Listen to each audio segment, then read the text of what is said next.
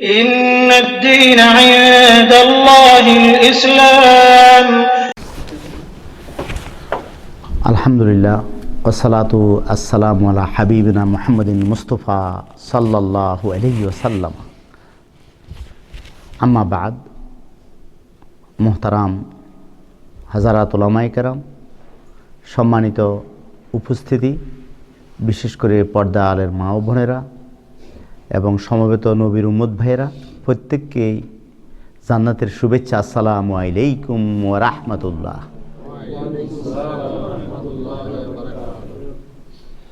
আমরা আজকের এই মহতী অনুষ্ঠানে আপনাদেরকে মোবারকবাদ জানাতে গিয়ে সত্যি আনন্দিত যে এমন একটা পবিত্র মাসে, যেই মাসের শুরুতে রাসূলুল্লাহ সাল্লাল্লাহু আলাইহি সাল্লামা স্পেশাল দোয়া করতেন, আমরা সেই দোয়াটা আবার আল্লাহর দরবারে কায়মন বাক্যে পেশ করি।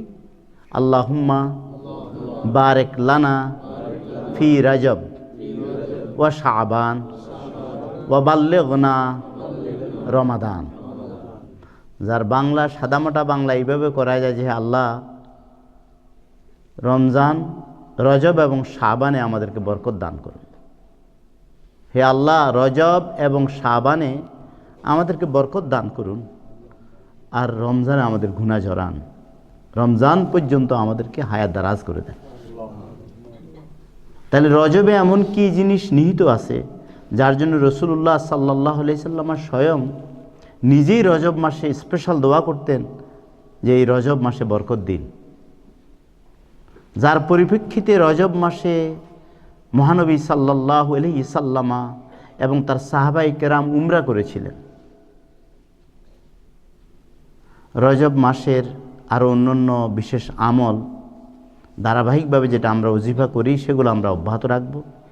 সম্ভব হলে রজব মাসে যেমন রমজান উমরা করার তাৎপর্য এবং ফজিলত অপরিসীম, তেমনি রজব মাসে উমরা করার একটা বিশেষ বৈশিষ্ট্য নিহিত আছে। কিন্তু আজকে আমাদের দৃষ্টি আকর্ষণ করা হচ্ছে শুধু এই দোয়া বা এই বরকতের দিকে নয়, আরও অনেক একটা বড় বিষয়, সমস্ত বরকতের কেন্দ্রবিন্দু, সমস্ত বরকতের উৎস আল্লাহ তাবারক ওয়া তাআলা নিজে স্বয়ং এই বিষয়ে একটি সূরা অবতীর্ণ করেছেন, সূরাতুল ইসরা অথবা বনী ইসরাইল যে নামে আখ্যায়িত করেন। সূরার সূচনাটা একেবারেই তাক লাগিয়ে দেওয়ার মতো। কোরআনে কারিমে একটি সূরা এইভাবে শুরু করা হয়েছে, আর কোনো সূরা নয়। সূচনাতেই অবাক বিস্ময় আবির্ভূত করে পৃথিবীকে হতভম্ব করে দেওয়া হয়েছে। সুবহানাল্লাযী আউযু বিল্লাহি মিনাশ শাইতানির রাজীম, বিসমিল্লাহির রহমানির রহিম। সুবহানাল্লাযী আসরা বিআবদিহি লাইলাম মিনাল মসজিদিল হারামি ইলাল মসজিদিল আকসা। আকসা বারাকনা হাওলাহু লিনুরিয়াহু মিন আয়াতিনা। আল্লাহ তাবারক ওয়া তাআলা, আপনারা মেরাজ সম্পর্কে মাশাআল্লাহ বিস্তারিত আলোচনা বিভিন্ন সময় শুনে থাকেন। আমি আজকে খুব বিস্তারিত আলোচনায় না গিয়ে একটা বিষয় প্রতি আপনাদের দৃষ্টি আকর্ষণ করব, বা আমি প্রয়োজন মনে করি যে আপনাদের এবং বোঝা এবং জানা উচিত বিষয়টা। মেরাজটা শুধু ঘটনা নয়, শুনে শুধু সুবহানাল্লাহ বলবো, আলহামদুলিল্লাহ বলবো। রাসূলের জীবনের অনেক সুখে দুঃখের, রাগ অনুরাগ, ভালোবাসা, যুদ্ধ বিগ্রহ, সাহসিকতা, আধ্যাত্মিকতা, আল্লাহ তাবারক ওয়া তাআলার একেবারে নৈকট্য লাভের অনেক কাহিনী বিদ্যমান। অন্য কাহিনীগুলোর মতো নয়, এটা এক ব্যতিক্রম ঘটনা। যদি সহজ করে বলি তাহলে বলতে পারি পৃথিবীর বিশ্ব ইতিহাসে এটাই প্রথম এবং এটাই শেষ ঘটনা। মানব ইতিহাসকে পর্যালোচনা করলে এমন চমকিত অভিভূত ঘটনা আর কখনো ঘটেনি। আর কিয়ামত পর্যন্ত সমগ্র বিজ্ঞানের সর্বোচ্চ অগ্রযাত্রা সত্ত্বেও এমন ঘটনা আর কখনো ঘটবে না। এই জন্য আল্লাহ বলে সুবহানাল্লাযী আসরা বিআবদিহি সুবহান আল্লাহ বলেন না, সুবহান আল্লাহ। আল্লাহ নিজেই বলে সুবহান আল্লাহ। যে এমন ঘটনা কিভাবে ঘটতে পারে, কেমন করে ঘটবে? মুহাম্মদুর রাসূলুল্লাহ সাল্লাল্লাহু আলাইহি সাল্লামের সেই মেরাজের ঘটনা, ইসরার ঘটনা, সশরীরে রাতের কিছু সময় মসজিদুল হারাম মক্কাতুল মুকাররমা থেকে মসজিদুল আকসা বাইতুল মুকাদ্দাস, আর বাইতুল মুকাদ্দাস থেকে আবার নতুন যাত্রা, নবভ্রমণ, প্রথম আসমান, দ্বিতীয় আসমান, এইভাবে একের পর এক সপ্ত আসমান। সপ্ত আসমানই শেষ নয়, সিদরাতুল মুনতাহা। সিদরাতুল মুনতাহাই শেষ ঠিকানা নয়, আরশে মুআল্লা। আল্লাহু আকবার। কি করে সম্ভব? কিভাবে সম্ভব? বিজ্ঞানের বিশ্লেষণে অসম্ভব, চিন্তার বাইরে, কল্পনা শক্তি শেষ। একজন জড় পদার্থের, জড়বাদী মানুষের পক্ষে অসম্ভব, অবাস্তব। তখন এই যে আল্লাহ বলে এইসব প্রশ্নের জবাব একটা শব্দের মধ্যে নিহিত, সুবহান আল্লাহ। এই শব্দের মধ্যে নিহিত আছে সব জবাব। সুবহান আল্লাযী আসরা বিআবদিহি, ওই আল্লাহর পবিত্রতা ঘোষণা করতেছি যিনি সকল অসম্ভবের ঊর্ধ্বে। ওই আল্লাহর প্রশংসা, পবিত্রতা ঘোষণা করতেছি যিনি সকল মানবীয় দুর্বলতা এবং সীমাবদ্ধতার ঊর্ধ্বে। জড় জগতের জন্য অসম্ভব, আল্লাহর জন্য অসম্ভব না। জড় জগতের মানুষের সীমাবদ্ধতার কাছে অসম্ভব, কিন্তু আল্লাহর অসীম ক্ষমতার কাছে অসম্ভব না। এই জন্য আল্লাহ জবাব দিয়ে দিয়েছে এক শব্দে। বিজ্ঞানের দুর্বলতার কাছে অসম্ভব, কিন্তু মহান বিজ্ঞানময় আল্লাহর কাছে অসম্ভব না।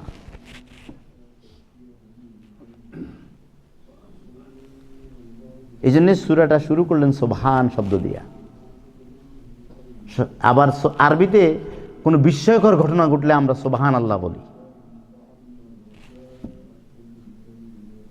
এটা একটা বিশাল বিষয়, খেয়াল রাখতে হবে যে বিস্ময়কর স্বয়ং আল্লাহ তাবারক ওয়া তাআলা বিস্ময়ের বিস্ময় সৃষ্টি করে আল্লাহ বলছেন সুবহান আল্লাযী আসরা বিআবদিহি। ওই আল্লাহর প্রশংসা যিনি তার বান্দা, শুধু সরল অনুবাদ করে যাচ্ছে, যিনি তার বান্দাকে নিয়ে গেলেন রাতের কিছু অংশ, লাইলাম মিনাল মসজিদে, লাইলান, রাতের কিছু সময়। কোত্থেকে ডেস্টিনেশন, কোথায়, কোত্থেকে যাত্রা আর কোথায় শেষ? মিনাল মসজিদিল হারাম ইলাল মসজিদিল আকসা,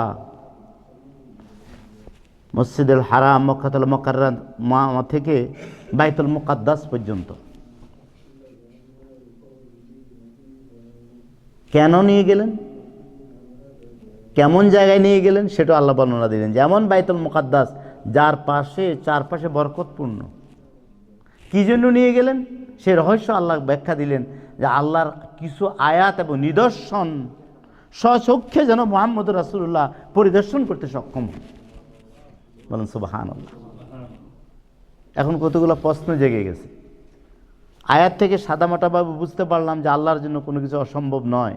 এই জন্য আল্লাহ সুবহানাল্লাহ দিয়ে বলেছেন, তোমাদের সকল চিন্তা শক্তি, কল্পনা শক্তি, বিজ্ঞানের শক্তি, সমগ্র মানবীয় দুর্বলতা, সমগ্র বিশ্ব জগতের শক্তিকে একত্র করে যেখানে তোমরা অসম্ভব মনে করতেছ, সেই অসম্ভবের ঊর্ধ্বে মহান আল্লাহ তাবারক ওয়া তাআলা, তিনি এটা ঘটিয়েছেন।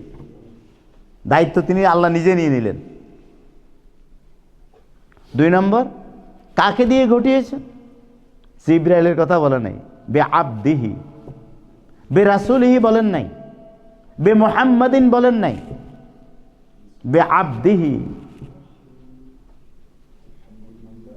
লাইলান বলছে, রাত্রে আরবি এটা আল্লাইল বলে নাই, ডেফিনিট ওয়ার্ড বলেন নাই।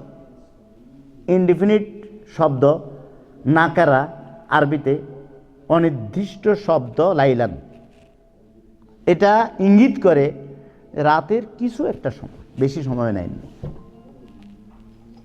আর আসরা শব্দটাও ইঙ্গিত করে যে রাত্রি ভ্রমণ করিয়েছেন, দিনে না। আবার বে আবদিহি বলছেন, বে আবদিন বলেন নাই। কথাগুলো খুব খেয়াল করবেন। বে আবদিহি, তারই বান্দা, তার দিকে সম্পর্কিত করা হয়েছে। বান্দা বলেছেন, রাসূল বলেননি, মুহাম্মদ বলেননি। এর ভিতরে অনেক রহস্য লুকায়িত আছে। এখন আমরা একটু সংক্ষেপে অগ্রসর হতে থাকি, তাহলে আমরা সামারি করতে পারি। আল্লাহ তাবারক ওয়া তাআলা রাতের কিছু একটা মুহূর্তে তারই প্রিয় বান্দা কে মক্কাতুল মুকাররমা থেকে বাইতুল মুকাদ্দাস পর্যন্ত নিয়ে গেলেন, যে এমন একটা জায়গা যার চারপাশ বরকতের ব্যঞ্জনায় পরিবেষ্টিত।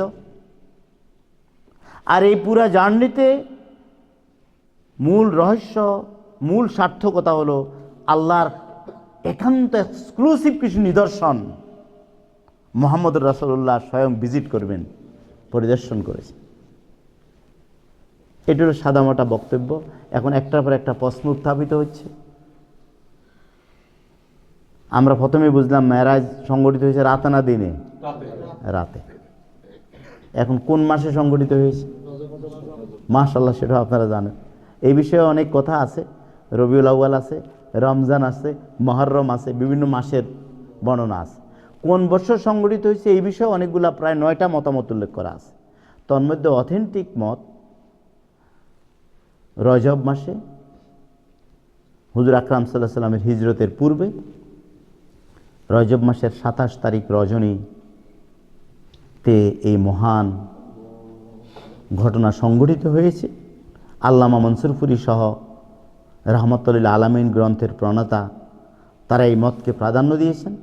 সফিউর রহমান মোবারক ফুরি ফার্স্ট প্রাইজ উইনার বুক রাবাতুল আলমুল ইসলামের আন্ডারে রিসার্চ কম্পিটিশনে যেটা প্রথম প্রাইজ পেয়েছে, সেই গ্রন্থের রচয়িতাও এই মতটাকে অগ্রাধিকার দিয়েছে। তা আজকে রজব মাসের কত? মাশাআল্লাহ বলেন না? মাশাআল্লাহ, আলহামদুলিল্লাহ বলবেন না? আলহামদুলিল্লাহ। আল্লাহ তাবারক ওয়া তাআলা ঘটনাক্রমে আমাদেরকে আজকে রজব মাসের সেই 27 রজনীতে একত্রিত হওয়ার তৌফিক দান করেছে। সম্মানিত ভাই এবং বোনেরা, প্রথমত আজকের যে একত্রিত হতে পেরেছি, এটা কোনো মেরাজ উদযাপন নয়, নবী মুহাম্মদ রাসূলুল্লাহকে ভালোবাসার নিদর্শন। আল্লাহ পাকে ভালোবাসাকে উসিলা করে আমাদের জীবনের গুনাহগুলো মাফ করে দেন, বলেন আমিন। দ্বিতীয়ত, মুহাম্মদ রাসূলুল্লাহ সাল্লাল্লাহু আলাইহি ওয়াসাল্লামের জীবনে ঘটে যাওয়া এই রহস্যময় ঘটনার রহস্য জগতে একটু বিচরণ করা। পুরো রহস্য তো আমরা পাবো না, একটু রহস্যের জগতে একটু বিচরণ করব। আসেন আমরা শুরু করি। রাসূলুল্লাহ রাতে ভ্রমণ করেছেন। এই রাতেই তো ভ্রমণ করেছেন। রাসূলুল্লাহ কোথায় ছিলেন? কার ঘরে? উম্মাহানি। সেই জায়গাটাতে আমাদের বাংলাদেশের আলেম ওলামারা যখন ইতিকাফে আসে, হজে আসে, ওই জায়গাটা বসার চেষ্টা করে। এটা এখন হারাম শরীফের এক্সটেনশন অংশ মেসফালার সাইডে পড়েছে। এটা আগে আউট অফ কাবার চত্বরের বাইরে ছিল, এখন এটা মেসপালা, অর্থাৎ যে ডাউন টাউন যেটা মক্কার কাবা শরীফ থেকে পশ্চিম দিকে মেসপালা নগরী পাদদেশে অবস্থিত উম্মাহানি, বাবে উম্মাহানি, সেই জায়গাটাকে চিহ্নিত করা হয়েছে। হযরত উম্মাহানির ঘরে রাসূলুল্লাহ শায়িত ছিলেন। আবু দাউদ শরীফ, ইবনে মাজাহ এবং বিভিন্ন হাদিস গ্রন্থ, বিশেষ করে ইবনে ইসহাক ঐতিহাসিক এই বিশিষ্ট বর্ণনাকারী, তিনি বিস্তারিত বর্ণনা করেছেন। তার হাদিসগুলোর সারমর্ম ছিল এই যে রাসূলুল্লাহ সাল্লাল্লাহু আলাইহি সাল্লাম আল্লামা আশিক আলাই বুলন্দশাহরি সিরাতে সরওয়ারে কায়নাতের মধ্যে সেই ঘটনা উল্লেখ করেছেন। অলমোস্ট প্রত্যেকটি ঐতিহাসিক গ্রন্থ, ইতিহাস গ্রন্থ, প্রত্যেকটি হাদিস গ্রন্থ কোনো না কোনোভাবে এই ঘটনাকে বিস্তারিত বর্ণনা করেছে। একদিকে ইতিহাসের গ্রন্থগুলোতে বিস্তারিত, আরেকদিকে হাদিসের গ্রন্থগুলোতে হাদিসের গাঁথনি, অন্যদিকে আল্লাহ তাবারক ওয়া তাআলা স্বয়ং একটি সূরা নাজিল করে দিয়েছে। বলুন আলহামদুলিল্লাহ। এখন অস্বীকার করার আর কোনো সুযোগ আছে? ডাইরেক্ট তার সুযোগ নাই, তো এখন ইনডাইরেক্ট সুযোগ নেওয়ার চেষ্টা করতেছে। সেটা আসবে কীভাবে ইনডাইরেক্ট সুযোগ নিচ্ছে। এখন প্রথমে আগে ঘটনাটা একটু দ্রুত ঘটনাটা শেষ করি, আমরা একটু মেরাজের সাথে অগ্রসর হই। উম্মাহানির ঘরে রাসূলুল্লাহ এই রজনীতে শায়িত ছিলেন। ঘুমন্ত নবী, পরিশ্রান্ত ক্লান্ত, বুক ভরা ব্যথা, যাওয়ার কোনো জায়গা নেই। কোথায় যাবেন? আশ্রয়হীন। তায়েফ থেকে প্রত্যাখ্যাত, নির্যাতিত, মর্মাহত নবী বেদনা বিধুর অবস্থায় একজনের আশ্রয়ে মক্কা নগরীতে প্রবেশ করেন, আশ্রিত ব্যক্তি হিসাবে। জন্মস্থানে, নিজের জন্মভূমিতে, নিজের পিতৃপুরুষ রাজাদের সেই রাজ্যস্থানে আজকে এই রাজপুত্র অসহায়, আরেকজনের আশ্রিত মুহাম্মদ। এমন এক সময় তিনি কি শুভ স্বপ্ন দেখছেন। এই ছোট্ট পৃথিবী, এই সসীম জগৎকে অসীমের উপর থেকে দেখতে, অসীম দৃষ্টিতে দেখতে হবে। ঘরের ভিতরে থেকে কি পুরো ঘরটা দেখা যায় ভাই? কোনোদিনও দেখা যায় না, জানেন তো। ঘরটাকে পুরা দেখতে হলে কোথায় যেতে হবে? ঘরের উপরে চলে যেতে হবে। এই জন্য আজকার যুগেও আমাদেরকে বলা হয় যে আর সুরা জাউই, আরবিতে বলে, আপনি কোনো জিনিসের পিকচার যদি নিতে চান পুরাপুরি তার, তাহলে উপর থেকে পিকচার করবেন, প্লেন থেকে, আকাশ থেকে পিকচার নিতে হবে, তাহলে নিচে পুরোটা দেখা যাবে, উত্তরে দক্ষিণে। এখন আমরা এটার ভিতরে বসে আছি, রাইট সাইডে, লেফট সাইডে, পেছনের, সামনে কতটুকু আমি দেখি না, আমি শুধু ভিতরের জায়গাটা দেখি। যখন আপনি উপরে চলে যাবেন তখন এর পুরা ঘরটার অবয়ব আপনার চোখের সামনে চলে আসবে। এয়ারপোর্টে বসে এয়ারপোর্ট দেখা যায় না, যখন এয়ারপোর্ট থেকে উপরে উঠেন তখন পুরো এয়ারপোর্টটা দেখা যায়, ঠিক কিনা? একটু বুঝতে পারেন মুহাম্মদ রাসূলুল্লাহ আজকে কি করবেন। ওনাকে অসীম জায়গায় গিয়ে সসীমকে দেখবেন। নিজে অসীম জায়গায় যাওয়ার জন্য নিজের সীমানা থেকে বেরিয়ে যাবেন। আজকে সসীম আর অসীমের লুকোচুরি চলছে। সসীম অসীমের মধ্যে বিলীন হবে না। সসীমের নিজস্ব স্বকীয়তা রক্ষা করে অসীমের পাশে গিয়ে সসীমকে উপলব্ধি করবেন। আবার অসীমের নৈকট্যে গিয়ে মহান নিদর্শন দেখে অভিভূত হবেন। বোঝার চেষ্টা করবেন মুহাম্মদ রাসূলুল্লাহ এমন এক মুহূর্তে সুখ স্বপ্ন দেখছেন যখন দুঃস্বপ্ন ছাড়া মানুষের সামনে আর কিছু নেই মুহাম্মদের জন্য। হঠাৎ উম্মে হানির ঘরের ছাদ খুলে গেল। এক ব্যতিক্রম ধর্মী আচরণ, তাকে উপরের দিকে তুলে নেওয়া হলো।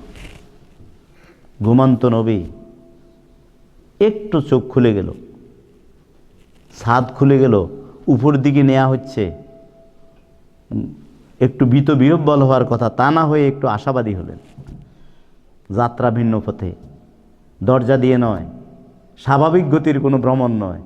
ঘর থেকে বের হইলে তো আমরা সাধারণত রেগুলার জার্নি কোন দিক থেকে করি? দরজা খুলে সদর দরজা দিয়ে যাই, গাড়ি দাঁড়িয়ে থাকে অথবা পায়ে হেঁটে যায়। হঠাৎ যদি আপনার ঘরের ছাদ উপর থেকে খুলে যায় আর উপরের দিকে যাওয়া শুরু করেন, তাহলে বুঝতে হবে কিছু একটা ঘটতেছে, সব কিছু অস্বাভাবিক। তাকে নিয়ে আসা হলো কাবার পাদদেশে, মাকামে ইব্রাহিমী, অর্থাৎ কাবাঘরের পূর্ব দিকে ছিলেন। পূর্ব দিকে তিনি, পশ্চিম দিকে, তার থেকে তাকে নিয়ে আসা হলো পশ্চিম দিকে। এখন পূর্ব দিকে নিয়ে আসছে, থ্যাংক ইউ, পূর্ব দিকে নিয়ে আসা হয়েছে। আবার পূর্ব দিকটাই রাসূলুল্লাহ নিজস্ব শহর, এটাকে বলা হয় আপটাউন, মেআল্লা।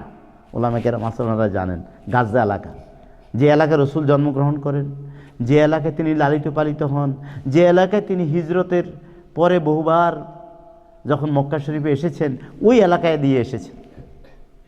মক্কা বিজয়ের সময় ওই এলাকায় তিনি প্রবেশ করেছেন, যে এলাকায় তার প্রিয়তমা সতী সাধ্বী, সেই বিশ্ব রমণী, আদর্শ রমণী খাদিজা শায়িত আছে। সেই দিকেই রসুলের জন্মস্থান, সেই দিকে আল্লাহ কবরস্থান, যেটাকে আপনারা জান্নাতুল মাওলা হিসেবে আমাদের অঞ্চলের লোকেরা বলে, আসলে আল্লাহ উঁচু জায়গা।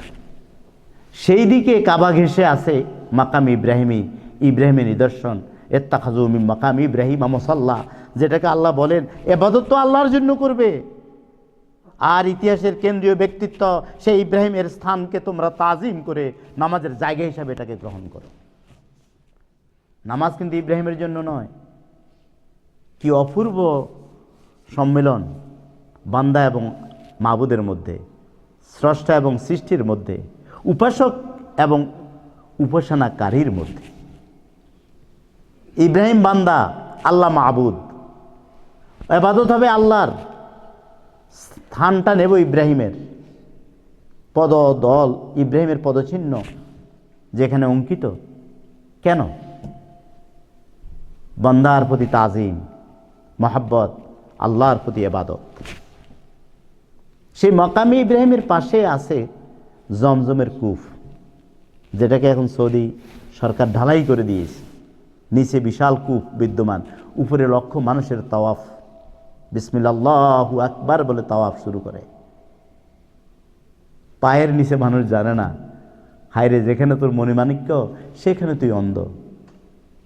যেখান থেকে তাওয়াফ শুরু করো, তোমার কদমের নিচে হাজার হাজার বছর আগের সেই ধন্য মানব শিশু ইসমাইলের পদাঘাতে প্রবাহিত ঝর্ণা দ্বারা জমজম কূপ বিদ্যমান। প্রত্নতত্ত্ব গবেষক ইঞ্জিনিয়াররা প্রবেশ করে দেখেছেন, একটা লেয়ার আসতেছে সাফা, আরেকটা আসছে মারওয়া পর্বত থেকে। অজোর দ্বারে হিমালয় পর্বত অথবা নায়াগ্রার চেয়ে বেশি জলস্রোত নায়াগ্রা প্রপাতের মতো নিচে পড়তেছে। এটা বিশাল পাথরের উপরে, মনে হয় যেন কাবার তলদেশে মাকামে ইব্রাহিমের পদচিহ্ন বিশিষ্ট ওই জায়গার তলে একটা অজর দ্বারা ঝর্ণার সমুদ্র প্রবাহিত হচ্ছে। চিত্রটা যখন দেখবেন দেখতে পাবেন। অথচ আরবের কোথাও আর পানি নেই, তাও কত হাজার বছরের ব্যবধানে আজও সেভাবে স্বমহিমায় জমজম প্রবাহিত আছে। এখন সেখানে নিয়ে আসা হয়েছে মোহাম্মদ রাসূলুল্লাহকে, ঘুমন্ত নবী। অপারেশনের কাজ শেষ, জমজম কূপ দিয়ে, জমজমের কূপের পানি দিয়ে নবী মুহাম্মদ রাসূলুল্লাহ সাল্লাল্লাহু আলাইহি সাল্লামের অন্তরকে দৌত করা হয়েছে।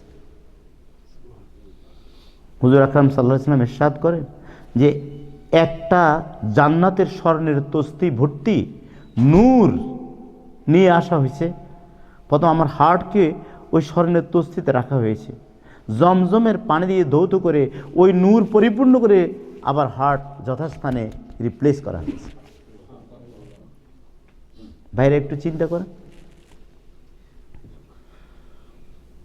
কোথায় স্বর্গ কোথায় নরক, কে বলে তাহা বহুদূর, মানুষের মাঝে তার সুরাসুর।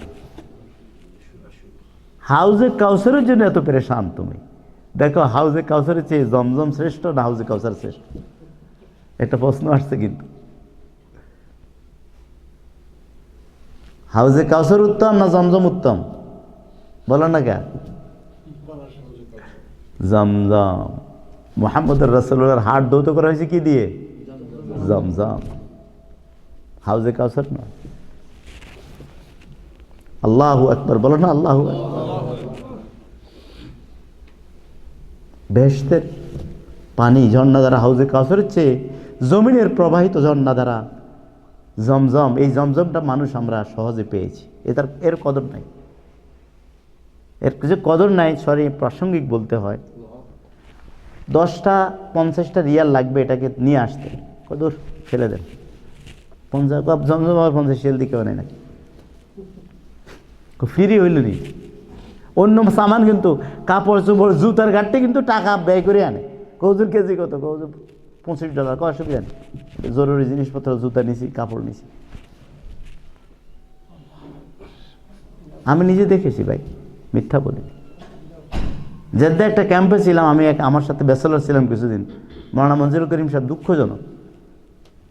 তাকে জমজম, তখন আমরা সৌদি আরব এই নিয়ামতে উঠে যায় যখন কদর থাকে না, ক্যান ভর্তি করে আমরা জমজম নিয়ে আসতাম। তো রুমমেটটা একদিন অভিযোগ দিল, কয় না হুজুর আপনারা তো পয়সা সেভ করার জন্য এইসব কাজ করেন, জমজম আমার কাছে ভালো লাগে না, পানি কিনে খাইতে হবে। আমি বলি কেন, জমজম থাকতে পানি কেন কিনবো? কয় জমজমটা একটু ভারী ভারী লাগে, এটা খাইতে তো টেস্ট লাগে না। এর কি করা গো? আমি বলব অথচ রংপুর রবার্টসনগঞ্জ হাই স্কুলের হিন্দু হেডমাস্টার, তার একান্ত প্রাণের দাবি এক পেয়ালা জমজম।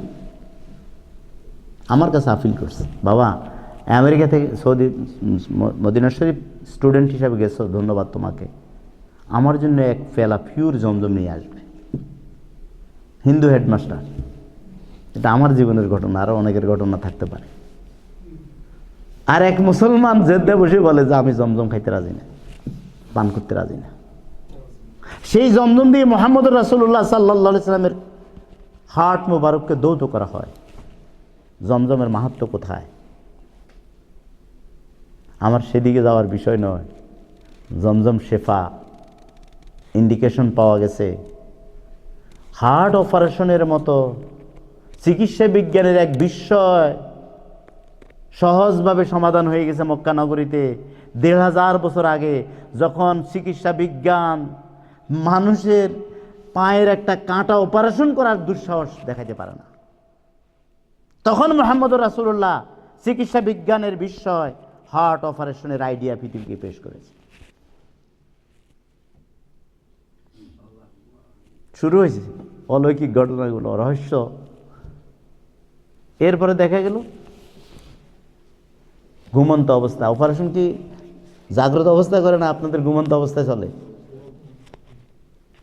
আমি তো প্রথম বুঝি নাই, কি রাসূলুল্লাহ কি ঘুমন্ত অবস্থায় অপারেশন করলো? তাইলে ইনস্থেসিয়ার আইডিয়া যেটা, হুজুর বলেন যে আমি পুরা ঘুম না, আবার সাজে খুলে গেছে, এটা উনি জানেন। উনি বলে আবার আমাকে জমজমের কুবের পাশে শোয়াইছে, এটা আমি এবার বলতে পারবো না। হার্ট অপারেশন কমপ্লিট হওয়ার পরে একটু চিত্র দেখা যাইতেছে, আমার পাশে লোকজন আছে, হুঁশ ফিরে আসছে। ইনস্থেসিয়ার আইডিয়া পেয়ে গেছেন কি পান নাই? এখান থেকে কাজ কমপ্লিট করে রাসূলুল্লাহ চলেন, রওনা করেন। কাবা ঘরে আমরা তো বাহ্যিকভাবে দেখি শুধু অপারেশন করার জন্য নিয়ে আসা হয়েছে, জমজম দিয়ে দৌত করা হয়েছে, ঈমান এবং হিকমতের নূর দিয়ে ওনাকে পরিপূর্ণ করে দেওয়া হয়েছে। এখন তিনি মহাকাশ ভ্রমণের উপযুক্ত হয়ে গেছে। আপনারা দেখবেন এই যে ফ্লোরিডা অথবা হিউস্টনে যদি যান, জিজ্ঞাসা করবেন যারা মহাকাশ ভ্রমণ করে, কয়েক মাস তাদেরকে ট্রেনিং দেওয়া হয়। বিশেষ খাবার দাবার, পোশাক, গ্র্যাভিটিতে তারা কিভাবে থাকবে সেগুলো নিয়ন্ত্রণ, কিভাবে তার গতি যখন একেবারে জিরো পর্যায়ে চলে যাবে কিভাবে সে বসবাস করবে, অনেক ট্রেনিং প্রশিক্ষণের পরে তারপরে সব যাত্রা শুরু করে। মুহাম্মদ রাসূলুল্লাহকে এখানে সেই প্রশিক্ষণ এবং ট্রেনিং, সেই ব্যবস্থা গ্রহণ করা হয়েছে। চলে গেলেন এক ঝাঁক তরুণের সঙ্গে, ফেরেশতা, আরশ বহনকারী নূরানা এক কাফেলা ভিআইপি মর্যাদা দিয়ে মুহাম্মদ রাসূলুল্লাহকে স্কট করে অগ্রসর হচ্ছে। এতই দ্রুত অগ্রসর হচ্ছে, সবাই পিছে পড়ে যাচ্ছে, জিবরাইল শুধু সাথী হিসাবে আছে। অভিযান ক্ষিপ্র গতিতে চলছে। মাঝে মাঝে জিবরাইল ইঙ্গিত করে নামেন 2 রাকাত, কিছু দূরে 2 রাকাত নামেন। যাত্রাপথের এই রহস্য একমাত্র ট্যুর গাইড ছাড়া কেউ বলতে পারবে না। এই জন্য ট্যুরের জন্য গাইড লাগে না, লাগবে না। হজের সফরে আপনারা একা একা সব দেখতে পারবেন না, আমাদের কোনো গাইড লাগবে। আলহামদুলিল্লাহ, গাইডেড ট্যুর। জিবরাইল বলে, হুজুর যে নামাজ পড়ছেন বুঝতে পারছেন? না বাবা, কিছু তো বুঝি নেই। হুজুর এখানে 2 রাকাত নামাজ পড়ছেন, এটাই হলো ইয়াসরাব নাম, এর নাম হবে পরে মদিনাতুল মুনাওয়ারা, আলোকিত শহর। এখানেই জান্নাতুল বাকি, যেখানে 70,000 মানুষ কিয়ামতের ময়দানে উঠবে পূর্ণিমার চাঁদের মতো উজ্জ্বল চেহারা নিয়ে, যারা জান্নাতে প্রবেশ করবে বিনা হিসাবে। যেখানে আপনি হিজরত করে পরবর্তী পর্যায়ে নিজের বাসস্থান হিসাবে যে জায়গাটাকে আবাদ করবে। মাশাআল্লাহ। পরে যে 2 রাকাত, ওইটা হলো ওই যে পাহাড়ের চূড়া, সেখানে মুসা আল্লাহ সাক্ষাৎ লাভ করেছে, তুরে সিনা। তুরে সিনা, ভাইজান গেছেন তুরে সিনা? ঠিক আছে। যাত্রাপথে যে একজন বৃদ্ধা নারীকে দেখেছেন, বয়োবৃদ্ধা নারী আপনাকে বারবার ডাকছে, আমি বলছি নো, আগে চলেন, পিছনে তাকাবেন না। দেখেছেন সে নারী? জি দেখেছি। তিনি কে? কয় হুজুর বলেন আমি কিছুই বুঝি না। বলে সে হইল দুনিয়া। এই বিদ্যা নারী বয়োবিদ্যা, তার কতটুকুই বা বয়স আছে, জীবন সায়ান্নে বড় অসহায় অবস্থায় আপনাকে হাতছানি ডেকেছিল, আপনাকে আমি তাড়া করে নিয়ে এসেছি। এই নারীটার জীবনের আর কতটুকুই বা বয়স বাকি আছে। তেমনি পৃথিবী নামক এই আকর্ষণীয় বৃদ্ধা নারী, যার বয়স প্রায় শেষ পর্যায়ে উপনীত হয়েছে। এটা পৃথিবী। আপনারা মনে করেন না যে পৃথিবী খুব দীর্ঘ সময়ের জন্য আছে। একটু পরেই যে একজন কুটিল চক্রের সর্দার, মনে হয়েছিল বিক্ষিপ্ত অত্যন্ত ভয়ঙ্কর ধরনের অবয়ব নিয়ে যিনি আপনাকে হাতছানি দিয়েছিল, সেই বৃদ্ধকে পাশ কাটিয়ে আমি দ্রুত গতিতে চলে গিয়েছিলাম। জিব্রাইল বলে, তাকে আপনি চিনেছেন? রাসূল বলেন, না, তার পরিচিত আমি পাইনি। জিব্রাইল জবাব দিলেন, সে হল বৃদ্ধ শয়তান। সেও বুড়ো হয়ে গেছে, তার কাজও শেষ পর্যায়ে। আরও দ্রুত গতি অগ্রসর হন, ছুটে এসে বাইতুল মুকাদ্দাসের গেট, সেখানে বহুদিন পরিত্যক্ত একটা পাথর জিব্রাইল তার অঙ্গুলি দিয়ে ছিদ্র করা জায়গাটাকে ক্লিয়ার করে রাসূলুল্লাহ সাল্লাল্লাহু আলাইহি সাল্লামের বোরাকের রশি বাঁধলেন। কালের ঘটনাচক্রের কি অপূর্ব সমাহার! কে জানে কত বছর আগে এই পাথর এখানে পড়ে আছে? কে জানতো, কে বা এই পাথরকে ছিদ্র করে রেখেছিল? তবে বর্ণিত হচ্ছে শত সহস্র পয়গম্বর, যুগে যুগে আসা নবী রাসূলরা বাইতুল মুকাদ্দাস যারা ভিজিট করেছেন, প্রত্যেকের যানবাহন এই পাথরের সাথে বাঁধা হইত। বলেন সুবহানাল্লাহ। নবীদের আগমন শেষ, পাথরের ব্যবহার শেষ, বহুদিন পরে আরেকজন শ্রেষ্ঠ নবী এসেছেন, ওই পাথর জায়গাটাকে আবার ব্যবহার করা হবে। ছিদ্রটা বন্ধ হয়ে গেছে, জিব্রাইল সে ছিদ্রটা খুলে দিলেন। বোরাক বেদে মুহাম্মদ রাসূলুল্লাহ প্রবেশ করলেন, 2 রাকাত তাহিয়াতুল মসজিদ আদায় করলেন। আপনারা জানেন মুহাম্মদ রাসূলুল্লাহ সাল্লাল্লাহু আলাইহি সাল্লাম, আজকে খুব সহজে ইঙ্গিত পাওয়া যাচ্ছে মক্কাতুল মুকাররমা থেকে বাইতুল মুকাদ্দাস, দুইটাই হযরত ইব্রাহিম আলাইহিস সালামের স্মৃতি বিজড়িত স্থান। ইব্রাহিমের বাসস্থান ছিল বাইতুল মুকাদ্দাস। খলিল কোথায় এখনো? খলিল সিটি কোথায় বলেন তো? Jerusalem, Palestine. ইব্রাহিম আলাইহিস সালাম সেখান থেকে এসে মক্কা আবাদ করেন নির্বাসন দিয়ে পুত্রকে। দুইটাই ইব্রাহিমের স্মৃতি বিজড়িত। তবে বাইতুল মুকাদ্দাস সুবিখ্যাত, 70,000 নবীর কবর যার পাশে বিদ্যমান। সেই ইব্রাহিম আলাইহিস সালাম, দাউদ, সুলাইমান, ঈসা, মুসা, বিখ্যাত নবী রাসূলদের কথা যখন আসে, তখন বাইতুল মুকাদ্দাস ফ্রন্ট লাইনে চলে আসে। ইতিহাসের সভ্যতার ভিত্তিপ্রস্তর স্থাপন করা হয়েছে বাইতুল মুকাদ্দাসে। সমগ্র বিশ্ব সভ্যতার নেতৃত্ব চলছে বাইতুল মুকাদ্দাস থেকে। আজকে মুহাম্মদ রাসূলুল্লাহ সাল্লাল্লাহু আলাইহি সাল্লাম মক্কা নগরীতে বিতাড়িত, অন্যের আশ্রিত নবী বাইতুল মুকাদ্দাসের রাজমুকুট পরিধান করেছে। আমরা না বুঝলেও ইহুদিরা ঠিকই বুঝে ফেলছে। নেতৃত্ব এক দল হাত থেকে আরেক দলের হাতে চলে যাচ্ছে। আজকে ইসরায়েলের হাত থেকে ইব্রাহিমের হাতে চলে যাচ্ছে, ইসমাইলের হাতে। ইসাকের পরিবার থেকে ইসমাইলের পরিবারের নেতৃত্ব ট্রান্সফার হচ্ছে। সরাসরি বলতে গেলে ইসরায়েলের হাত থেকে নেতৃত্ব উম্মতে মুসলিমার হাতে চলে যাচ্ছে ইনশাআল্লাহ। নেতৃত্বের জন্য তৈরি আছেন না আপনারা? আলহামদুলিল্লাহ। নেতৃত্বের রাজমুকুট মুহাম্মদ রাসূলুল্লাহ পরিধান করেছেন বাইতুল মুকাদ্দাসে। সময় সংক্ষিপ্ত, আমাদেরকে দ্রুত অগ্রসর হওয়া প্রয়োজন। সকল নবী রাসূলদেরকে সাথে নিয়ে এই বাইতুল মুকাদ্দাসে বিশাল মহানবী সম্মেলনে সকলেই স্তমিত দাঁড়িয়ে আছে। কে নামাজ পড়াবেন? ইমামতি কে করবেন? দেখেন, মুয়াজ্জিন যে কেউ হতে পারে, ইমাম হয় আল্লাহর ইচ্ছায়।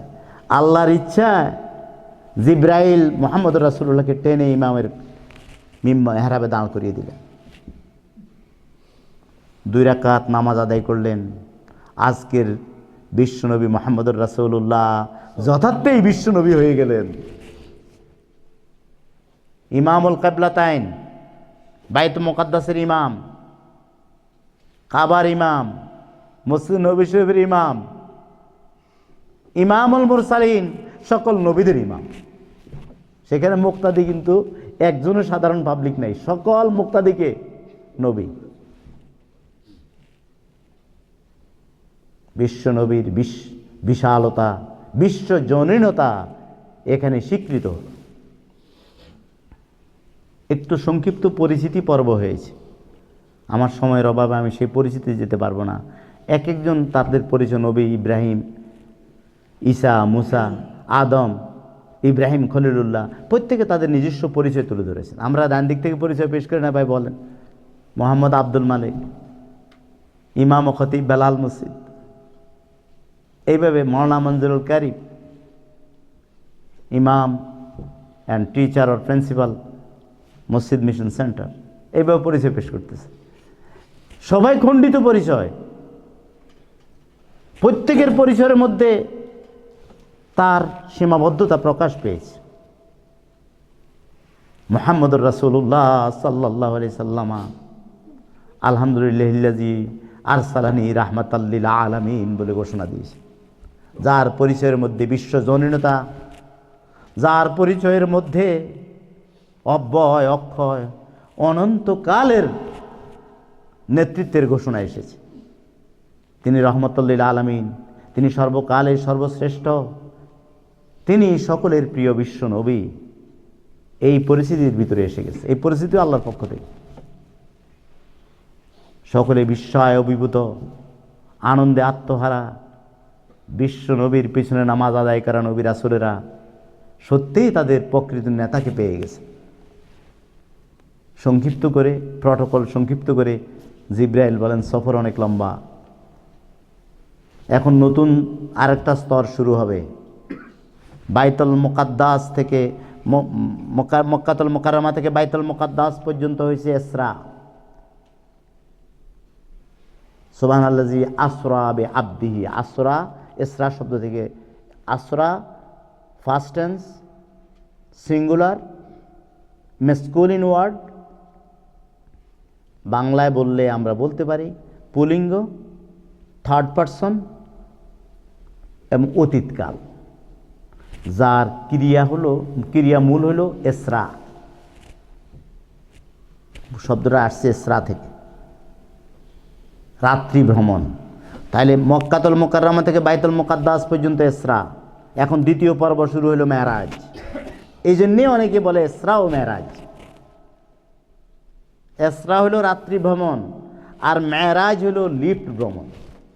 মেরাজ মানে সিঁড়ি, এখন উপর দিকে যাইতে হবে, সিস্টেম ভিন্ন। জানি না তার কত বছর পরে পৃথিবীর এই জ্ঞানী মানুষেরা লিফট আবিষ্কার করছে। আজ হতে ১৫০০ বছর আগে মরুর দুলাল পৃথিবীর সামনে প্রকাশ করেছে মহাকাশ। তোমরা কত তলা পর্যন্ত যাও? 120, 150 ফেরেশান বিশ্বের সর্ব উচ্চ টাওয়ার নির্মাণ করেছ।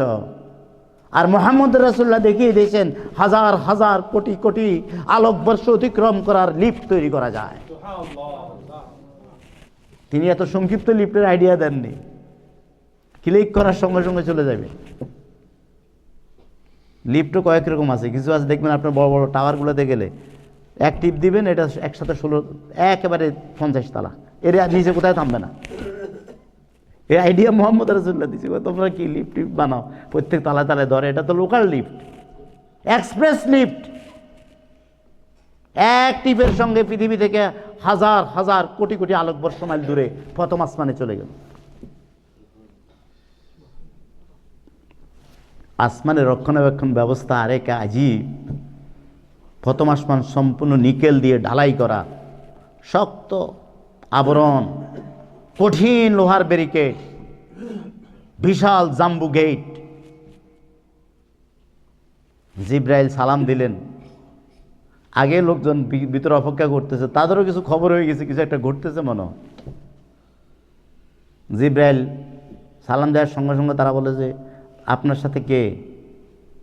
বললেন নবী মুহাম্মদ রাসূলুল্লাহ সাল্লাল্লাহু আলাইহি সাল্লামা। সঙ্গে সঙ্গে গেট খুলে দিছে। তাহলে তারাও জানে, তারা অপেক্ষা করতেছে। এই পৃথিবীতে প্রথম মহাকাশের সীমানার বাইরে কোনো মানব, আজকে সত্যিই মানুষের গৌরব, যেমন একজন মানুষের জন্য গেট খোলা হয়েছে প্রথম। সালাম দিলেন, ফেরেশতা সালামে চলে, ভিআইপি লাগে। সচিবে যদি প্রধানমন্ত্রীকে রিসিভ করে তাহলে সচিবেরও চাকরি থাকবে না, প্রধানমন্ত্রীগিরিও যাবে না। নবী দেখেন পৃথিবীর মানুষকে প্রটোকল শিক্ষা দেওয়া হয়েছে।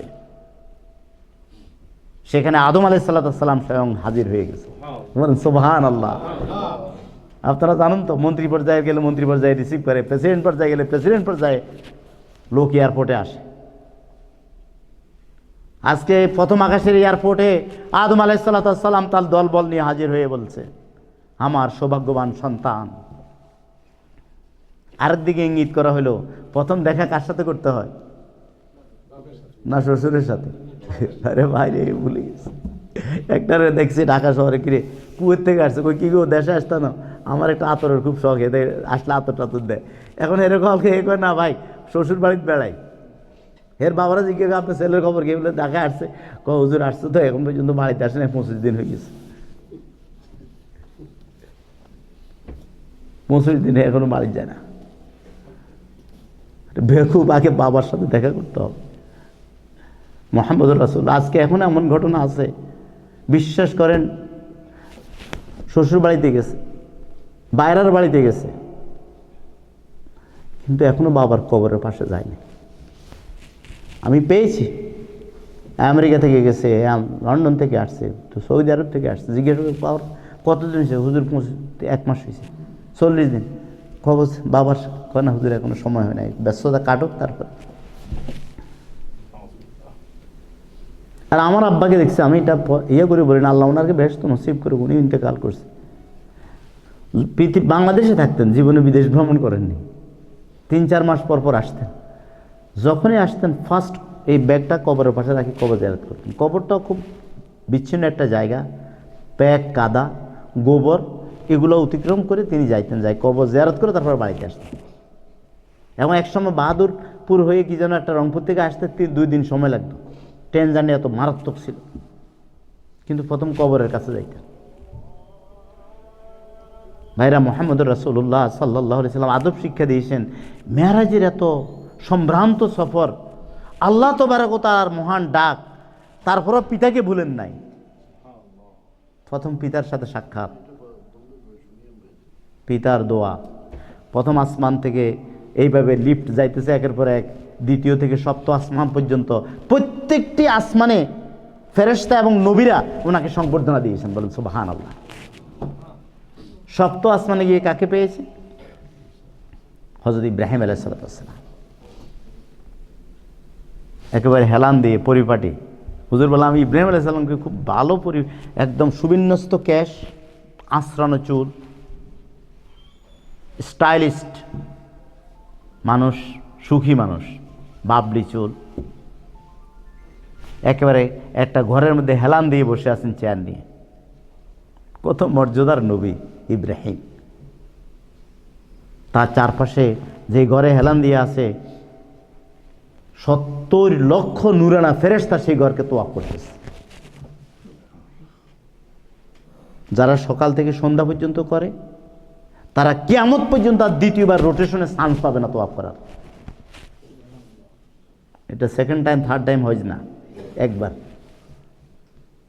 এইভাবে প্রতিদিন 2বার রোটেশন, রুটিন চেঞ্জ হইতেছে। এটাকে কি বলেন আপনারা? ওই যে শিফট চেঞ্জ হইতেছে। সেই ঘরটার নাম কি? বাইতুল মামুর। আল্লাহ পাক ওনাকে এই মর্যাদা কেন দিয়েছেন? যেহেতু জমিনে আল্লাহর ঘর আবাদ করছে। বাইতুল মামুরের অবয়ব, প্রতিচ্ছবি আল্লাহ পাকের কাবা যিনি প্রতিষ্ঠা করেছেন। মুহাম্মদ রাসূলুল্লাহকে সর্বোচ্চ সম্মান দিয়ে ইব্রাহিম আলাইহিস সালাম অত্যন্ত গৌরবের সাথে ঘোষণা করলেন, তুমি আমার পুত্র, স্বনামধন্য পুত্র। রাসূলুল্লাহ বলছেন, আনা ইবনুজ যবিহাতাইন, আমি দুই স্যাক্রিফাইস ফর আল্লাহ, এমন দুইজন মহান ব্যক্তির সন্তান। ইব্রাহিম তার হুজুরের দাদা, ইসমাইলের বংশধর।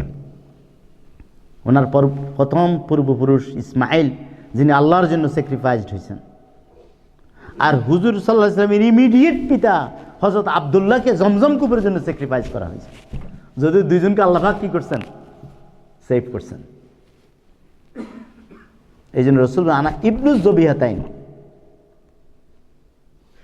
আমি ওই দুইজন কোরবানির মানুষের সন্তান, যে দুজন আল্লাহর জন্য কোরবান হয়েছে।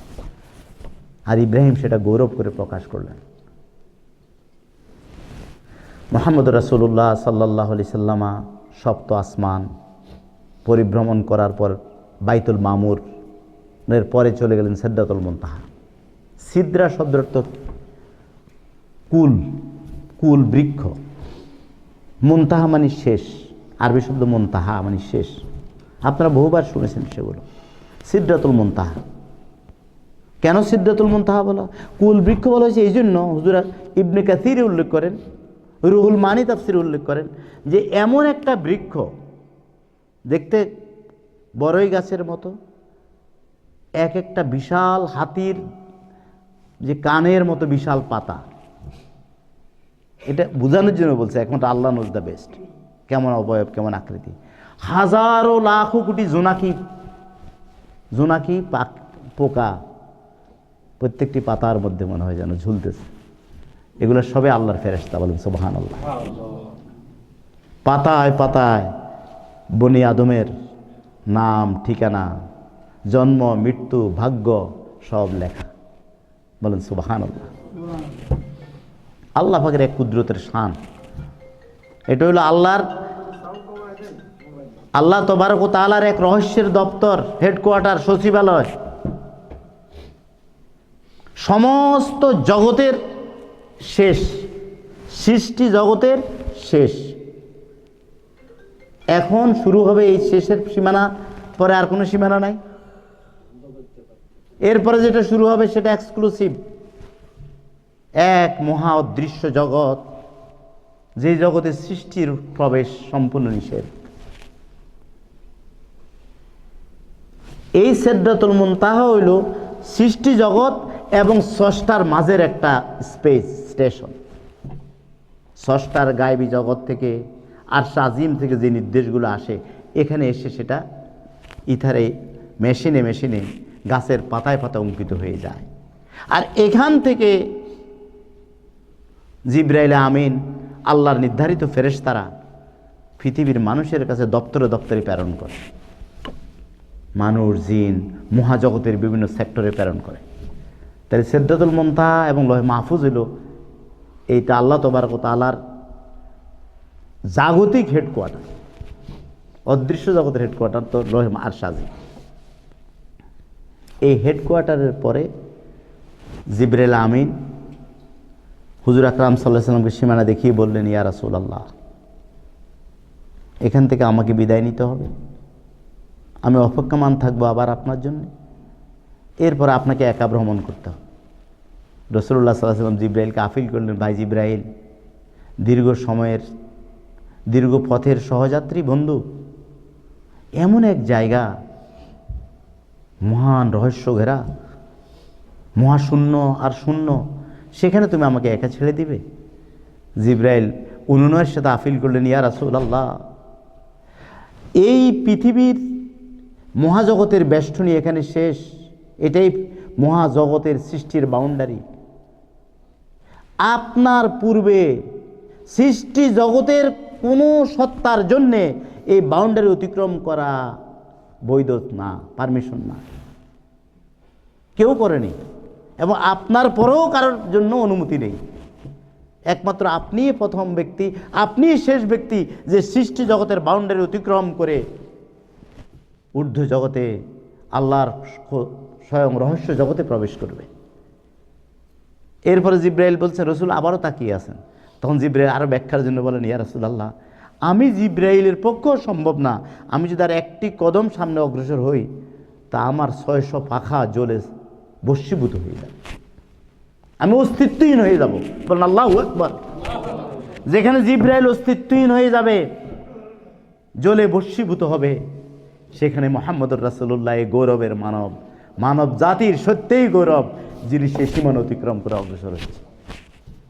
এই প্রথম মানুষকে স্বপ্ন নয়, বাস্তবে এই মেরাজের এই ঘটনার দিকে তাকালে মনটা, বুকটা ভরে যায় আশায়, সাহসে। কে বলে আমরা এখানে আমাদের ভ্রমণ ঊর্ধ্বাকাশে, মহাকাশে, সিদরাতুল মুনতাহা অতিক্রম করে এ মানুষ চলে গেছে আরশ আজিমে। বলেন আল্লাহু আকবার। যখন রাসূলুল্লাহ অগ্রসর হচ্ছিলেন, জিব্রাইল, ইসরাফিল, মিকাইল ফেরেশতা নিচে পড়ে আছে। আরেকটা ইঙ্গিত দেওয়া হচ্ছে যে আল্লাহর জন্য যে মুহাম্মদুর রাসূলুল্লাহ সাল্লাল্লাহু আলাইহি সাল্লামের সর্বোচ্চ নির্যাতন সহ্য করেছে, সর্বোচ্চ অপমান হাসি মুখে বরণ করেছে, সর্বহারা হয়েছে, সেই নবীকে আল্লাহ পাক এত উচ্চ মর্যাদার আসনে উন্নীত করেছে, যেখানে জিব্রাইলের মতো ফেরেশতারা নিচে পড়ে গেছে। জিব্রাইল এখন রাসূলের কদমের নিচে, বিশ্ব জগতের সকল সম্মান তার কদমের নিচে, তিনি একা অগ্রসর হচ্ছে। আমি জানি না মুহাম্মদুর রাসূলুল্লাহ মানব বেশে এই সশরীরে কিভাবে গেলে, কিভাবে যেতে হয়, কোন অবয়ব ধারণ করতে হয়, সেটা আল্লাহ ভালো জানেন। এখানে মুহাম্মদের নতুন পরিচয়, মানুষের মাঝে এক অসাধারণ, সসীমের মাঝে এক অসীম ক্ষমতাধর মুহাম্মদুর রাসূলুল্লাহ সাল্লাল্লাহু আলাইহি ওয়াসাল্লাম। মানুষ নবী সত্য, কিন্তু মানুষ রূপে তিনি এক মহামানব, মহাসত্য। আজকে অতিক্রম করতেছেন সিদরাতুল মুনতাহা।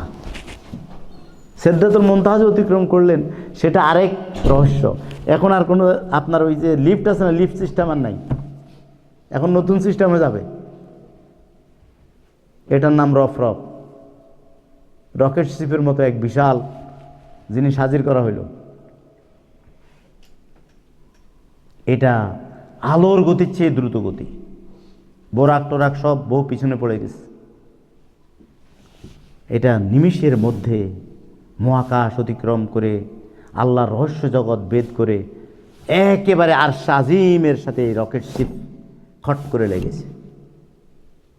কতটুকু লেগেছে সেটা আপনারা ভালো করে শুনবেন। আল্লাহ তাবারক ওয়া তাআলা বলছেন যে আও কাবা কাউসাইন, যে ধনুক বাঁকা করলে যত কাছে চলে আসে অত নিকটে, তার চেয়ে বেশি নিকটে আল্লাহ তাবারক ওয়া তাআলার সান্নিধ্যে মুহাম্মদ রাসূলুল্লাহ চলে আসে। বলেন আল্লাহু আকবার। কথোপকথন, শুভেচ্ছা বিনিময়, হাদিয়ার আদান প্রদান, সেখানে দয়াল নবী একান্ত পরিবেশে, আধ্যাত্মিকতার এত উচ্চ মার্গে, আল্লাহর অতি সান্নিধ্যে নিজস্ব বিষয় নিয়ে কোনো দাবি দাওয়া পেশ করেননি। ওয়া আলা ইবাদিল্লাহিস সালিহিন। বলেন আল্লাহু আকবার। আল্লাহকে নবী আপনার জন্য শুভেচ্ছা, আপনার জন্য সালাম, আপনার জন্য সমস্ত রহমত বরকত। রাসূলুল্লাহ বলে, না, আমি একা পাওয়ার জন্য আসি নাই, কিয়ামত পর্যন্ত আমার নেককার উম্মতের জন্য। উম্মতকে বলেন নাই। আর 1988 বোর্ড বাজার কয়েল ফ্যাক্টরি, মসজিদের ইমাম, ইসলাম ইউনিভার্সিটির ছাত্র মোহাম্মদ আব্দুল মালিক, আপনাদের সামনে কথা বলছি। ফ্যাক্টরি বন্ধ, আন্দোলন চলতেছে। সর্বদলীয় ছাত্রদের পক্ষ থেকে আমি সেখানে দেখাশোনার দায়িত্বে আছি। আমরা শ্রমিক নেতাদেরকে বললাম যে ভাই, আপনারা যত দ্রুত সমাধান করেন, এই ভাইয়েরা তো অভুক্ত, শ্রমিকরা ক্ষুধার্ত, আর কতদিন হরতাল চলবে। নেতারা বলতেছে, না হুজুর, আমরা 2 দফা বৈঠক শেষ, 3য় দফা বৈঠক সফল হইতেছে, পরের দিন হরতাল প্রত্যাহার করা হইল, বৈঠক মোটামুটি সফল। খোঁজ নিয়ে জানতে পারলাম শ্রমিক বেচারাদের কপালে যা আগে ছিল তার চেয়ে কমছে। আর যারাও এক্সক্লুসিভ গোপন বৈঠক করছে, ডাইরেক্ট প্রতিনিধি হিসাবে মালিকদের সাথে বসছে, তারা যা পাওয়ার পাইয়া গেছে। আমাকে কথা বলে গেছে। প্রধানমন্ত্রীর কাছে পাঠাইলাম একটা প্রতিনিধি দল, দেখা গেছে যাই নিজের মাদ্রাসা, নিজের দাবি দাওয়া, নিজের এতিমখানার বরাদ্দ, আমাকে প্রতিনিধি হিসাবে আমাকে কথা নাই। একমাত্র মুহাম্মদুর রাসূলুল্লাহ সাল্লাল্লাহু আলাইহি সাল্লাম আল্লাহর সান্নিধ্যে দিকে বলেন, আল্লাহ আমার একা দরকার নাই, ওয়া আলা ইবাদিল্লাহিস সালিহিন। আপনার এই সকল শুভেচ্ছা, আপনার এই রহমত, আপনার এই অবারিত বরকত, এই মাগফিরাতের ফলগু ধারা আপনার নেককার বান্দা কিয়ামত পর্যন্ত আগত অনাগত উম্মতের জন্য বরাদ্দ। বলেন আলহামদুলিল্লাহ। মেরাজও আপনাদেরকে মনে রাখছে। আর এমন হতভাঙ্গা বাগা কাঙ্গাল উম্মত নবীকে জমিনে মনে রাখলাম না। ভাইরা মেরাজ থেকে ফিরে আসলেন, হাদিয়ার বিনিময়ে আপনারা জানেন, মনে রাখলাম না কেন সেটার প্রমাণ দেখাইতেছি। 5 ওয়াক্ত নামাজ, যেটা উম্মতের জন্য সরাসরি মেরাজ, সেই 5 ওয়াক্ত নামাজ আজকে জমিনে বিদায় হইতে চলছে।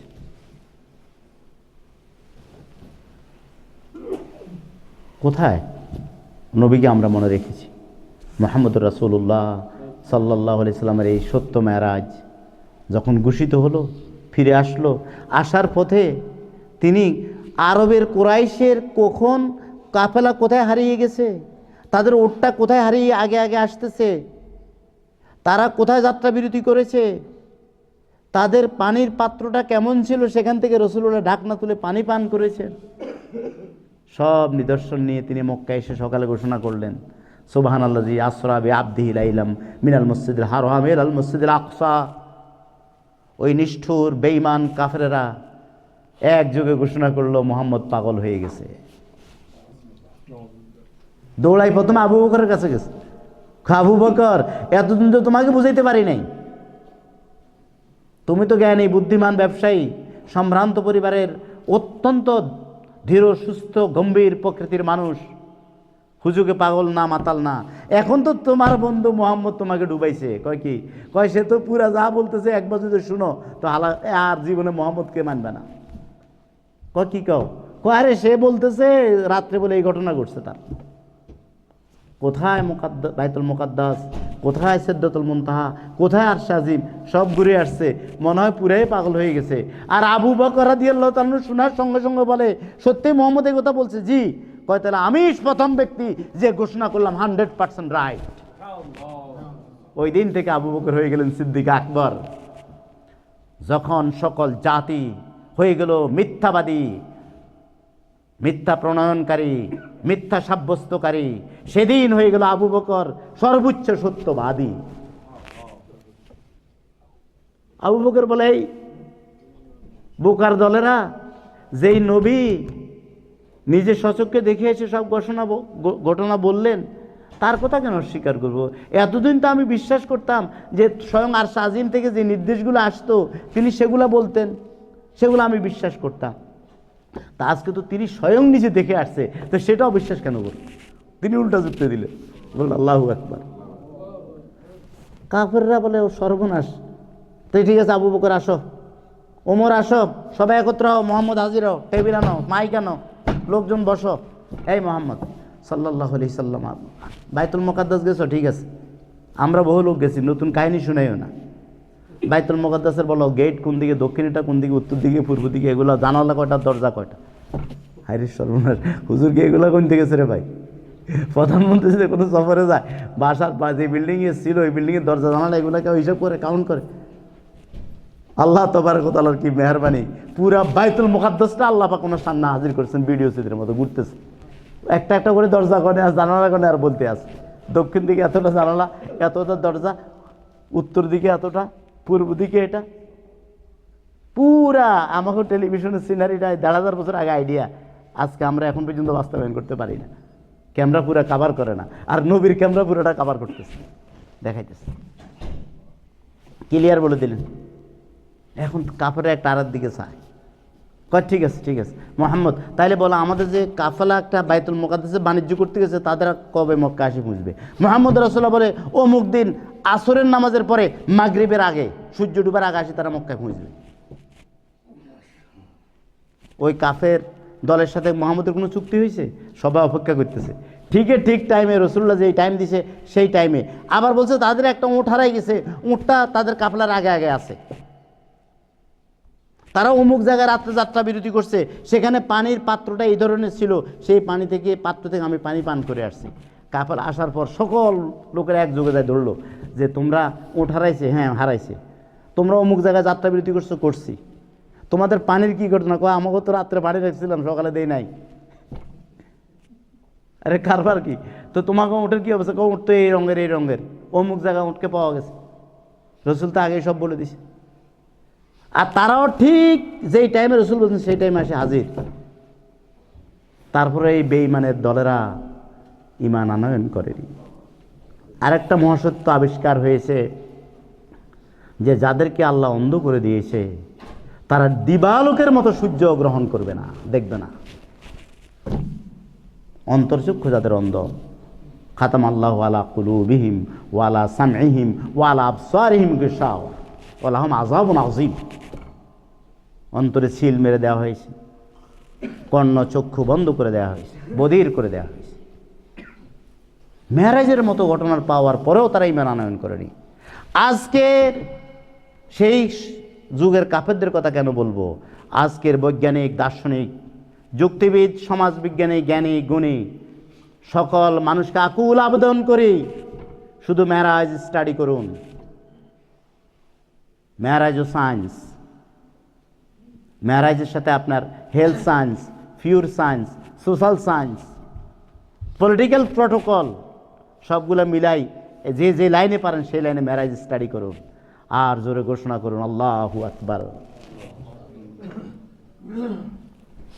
ঈমান আনতে হবে। মেরাজ হলো মানুষের গৌরব, মানব জাতির সর্বোচ্চ সম্মান। এখন প্রশ্ন, সেই মেরাজ আমি আগেই বলছি, আমরা ঘটনার দিকে যাব না, গুটি কয়েক রহস্য আবিষ্কার করব। এই মেরাজ কি স্বপ্নযোগে? সারা রাত পানি খেয়েছে, সারা রাত নৌকা চালাইছে, পানি খাওয়া, সেবা খাওয়ার পানি পায়নি। ঘটনা শোনানোর পরে ওই সুলাইমান নবীর কাহিনী শোনার পরে কয় এটা মহিলা না পুরুষ। এখন এমন যেন না হয়, মেরাজ কি স্বপ্নযোগ হয়েছে না সশরীর হয়েছে? ইয়েস। এখানে একটা খেয়াল রাখবেন, স্বপ্ন কখনো পূর্ণ সত্যকে অবলোকন করতে পারে না, যদিও নবীদের স্বপ্ন সত্য। স্বপ্ন আর সচক্ষে দেখা এক নয়। মুহাম্মদুর রাসূলুল্লাহ সাল্লাল্লাহু আলাইহি সাল্লাম যদি স্বপ্নেই দেখতেন তাহলে আরবের লোকেরা অবিশ্বাস করতেন না। স্বপ্নে যে কোনো লোক দেখতে পারে। একজন তো স্বপ্নে একেবারে ওই রাতের শীতের পিঠা আছে না, খাইয়া শেষ করছে, সকালবেলা তার বন্ধু আনন্দ তো কাঁথা অর্ধেক খাইয়া ফেলাইছে, কাঁথা যেটা খাই দিয়েছে ওটা খাই ফেলে। আমি তো মনে হচ্ছে শীতের পিঠা, স্বপ্নে চিবে চিবে শেষ। আর একটা রাত্রে মিড নাইটে লেখাপড়ার প্রস্তুতি চলতেছে, আমাদের সামনে পরীক্ষা, একটা জোরে চিৎকার করে কান্দে উঠছে, কহিরে আমার এক কালসাপে কামড়াইছে, পায়ের মধ্যে দুইটা লাত্তি পায়ে দেখা যায় কিচ্ছু না, খামাখা স্বপ্ন। তো স্বপ্নে যে শীতের পিঠা খায় আসলে কাঁথা, স্বপ্নে সাপে কামড়াইছে আসলে কিচ্ছু না। তাই স্বপ্নে আর সত্যকে এক হইল? মুহাম্মদুর রাসূলুল্লাহ সাল্লাল্লাহু আলাইহি ওয়াসাল্লাম স্বপ্নযুগে অনেক সত্য পেয়েছেন, সেটা অন্য জিনিস, কিন্তু মেরাজ স্বপ্নযুগে নয়, মেরাজ সশরীরে। তাহলে মেরাজ কি? সশরীরে বিশ্বাস করতে হবে, এটা স্বপ্ন নয়। মেরাজ কি শুধু আধ্যাত্মিক সফর না সশরীর, শরীর সহ? ইয়েস। এখানেও কোরআনের ইঙ্গিত আছে, সুবহানাল্লাযী আসরা বিআবদিহি। আল্লাহ এই কথা বলেন না সুবহানাল্লাযী আসরা বিরূহিহি। আব্দ বলা হয় অমুক ব্যক্তিকে, এমন বান্দাকে যার শরীর আর রূহ দুইটাই থাকতে হবে, অবয়ব থাকতে হবে। তাহলে বোঝা গেল মেরাজ কোনো আধ্যাত্মিক ভ্রমণ নয়। ওই আমাদের এলাকায় এক লোকের আধ্যাত্মিক এক ঘটনা শুনছি, কার হিসাব বলছিলেন আমারে, কয়েকটা কিছু মেরাজ, তো এটা তো আধ্যাত্মিকভাবে মেরাজ অর্জন করা যায় কিনা, তার সারা জীবনের দোয়া, আল্লাহ আমার একটা মেরাজ দাও, আল্লাহ একটা মেরাজ দাও। আরে বেকুব, আমি আগে বলছি মেরাজ এই প্রথম এই শেষ, বিজ্ঞানের বিস্ময়ের বিশ্ব, দুঃসাহসের শেষ হলো মেরাজ। তুমি কোন ধরনের দরবেশ মেরাজের দোয়া করতেছ? পরে ঘটনা ঘটছে এটা, সে নাকি আবাদত করতেই আছে আর মেরাজের চিন্তা করতেছে। একদিন এইভাবে ঘুমাইছে মসজিদে, থেকে পরে বছর পর মাসের পর মাস, একদিন তারা পাওয়া গেছে টয়লেটের মধ্যে, ক্যাংড়াইতেছে আমার উঠা। পরে বেগুলো আরে সর্বনাশ, এই বুজুর্গের এই অবস্থা, ওনারা হানে উঠাই টুঠাই দোয়াই টোয়াই উঠানোর পরে হুঁশ আসার পর করতেছে, আমি তো মেরাজ লাভের জন্য অনেকদিন থেকে সাধনা করতেছি। পরে একদিন দেখি যে হঠাৎ মধ্যরাতে একেবারে পুরা নূরের এক আরস মারস নিয়ে, কুর্সি মুর্সি নিয়ে আমার আশিকে উঠেন, আপনার মেরাজে নিব। নিয়ে যে গণ টয়লেটের মধ্যে পালাইবো এটা বুঝতে পারিনি। কোথায় পালাইছে? গণ টয়লেটে। ওটা হলো শয়তান। মেরাজ সশরীরে এবং আত্মা সহ একমাত্র প্রথম একজনের জন্য সংগঠিত, তার জন্য শেষ। তিনি হলেন মুহাম্মদ রাসূলুল্লাহ সাল্লাল্লাহু আলাইহি ওয়াসাল্লাম। এখন বৈজ্ঞানিক ব্যাখ্যা, হুজুর মেরাজ তো বুঝলাম আপনাদের এইসব ওহির কাহিনী আমরা তো আমাদের বিজ্ঞানের দ্বারা বিশ্লেষণ করতে হয়। এখন পৃথিবীর একটা আকর্ষণ শক্তি আছে, পৃথিবী তো যে কোনো জিনিস উপরের দিকে মারেন এটা নিচের দিকে চলে আসে কি আসে না ভাই? এইটা দেখে আমাকে নিউটন বড় বৈজ্ঞানিক হয়ে গেছে, উনি আপেল নিচের দিকে পড়ছে। এত বছর থেকে আপেল ক্ষেতের মধ্যে কত আপেল নিচে বলে আমরা কেউ বৈজ্ঞানিক হইতে পারি না। উনি এটা দেখে চিন্তা করে বড় বৈজ্ঞানিক হয়ে গেল যে আপেল কেন নিচের দিকে আসে, উপরের দিকে যায় না। কারণ কি? পৃথিবী টানে। কোথায় মোহাম্মদ কীভাবে যাবে? ওটা তো ওনার পৃথিবী টানে নিচের দিকে নিয়ে আসে। আরে ভাই, বিজ্ঞানের বন্ধুদেরকে বলি, আপনারাও নিজেরাই বলেন যে বিজ্ঞান কোনো স্থায়ী নয়। আজকে যেটা বিজ্ঞান, কালকে সেটা হয় কল্পনা, অসত্য, অবাস্তব। অথবা নতুন বিজ্ঞানের সামনে পুরান বিজ্ঞান শেষ, নতুন মডেলের সামনে পুরান মডেল রিজেক্ট। আপনার বিজ্ঞান তো মডেল চেঞ্জ করে। এখন আপনারাই নতুন মডেল বলতেছেন যে বিজ্ঞান বলতেছে পৃথিবীর যে গতি বা পৃথিবী যেভাবে টানে, কয় যদি মোটামুটি সেকেন্ডে 7 মাইল বেগে কোনো জিনিস উপরের দিকে ঠেলে দেওয়া যায়, তাহলে আর ওই জিনিস পৃথিবীতে কখনো ফিরে আসবে না। এই নতুন গতিবিজ্ঞান আবিষ্কার হওয়ার পর মেয়েরাজ একটু একটু বুঝে আসতেছে। আমাকে আলহামদুলিল্লাহ, আপনাকে এখন একটু একটু বুঝে আসতেছে। তাহলে কত দ্রুত গতিতে জিবরাইল সামনের দিকে নিছে। এরপরে আপনারা আবার নতুন বিজ্ঞানে আসলেন যে হুজুর মহাকাশের যে মধ্যাকর্ষণ শক্তির একটা 0 পয়েন্ট আছে, পৃথিবী টানে এইদিকে, সূর্য টানে ওই দিকে, এর মাঝখানে যে জায়গাটা সেখানে কোনো টানাটানি নেই, এটার নাম হলো 0 পয়েন্ট। ওখানে যদি কাউকে একবার পৌঁছে দেওয়া যায় তার আর কোনো ওজন থাকে না, আর সেখান থেকে একটু ধাক্কা দিলে আর বহু দ্রুত গতিতে উপরের দিকে চলে যায়। এই জন্য বিমানগুলো যেগুলো ওই যে ইন্টারন্যাশনাল জাম্বো জেটগুলো দেখবেন অনেক উপরে দিয়ে চলে, আর আমাকে হেলিকপ্টার টেকটার একটু নিচে দিয়ে চলে, কারণ এগুলো কাছাকাছি যায়। বিশাল বিশাল জাম্বোগুলাকে উপরে চলে কেন? বোয়িংগুলা, কারণ ওজন যত উপরে যায় তত ওজন কমে না বাড়ে? হ্যাঁ, ওইটা আপনারা আরো ভালো বুঝেন। এখন বিজ্ঞান আস্তে আস্তে ম্যারেজ স্টাডি করা শুরু করছে, বুঝতেছি। এই জন্য বলি ভাই, ম্যারেজও গতি বিজ্ঞান, ম্যারেজও চিকিৎসা বিজ্ঞান, ম্যারেজও মহাকাশ বিজ্ঞান। আজ হয়তো 1000 বছর আগে বিজ্ঞানের বিজ্ঞানী মুহাম্মদুর রাসূলুল্লাহ সাল্লাল্লাহু আলাইহি সাল্লাম সকল বিজ্ঞানের প্যাকেজ প্রোগ্রাম মেরাজ। আল্লাহ তাবারক ওয়া তাআলা আমাদেরকে সেই মেরাজ বুঝার এবং অনুধাবন করার তৌফিক দান করুন। আমিন। ইন্নাদ দীন ইনদাল্লাহিল ইসলাম।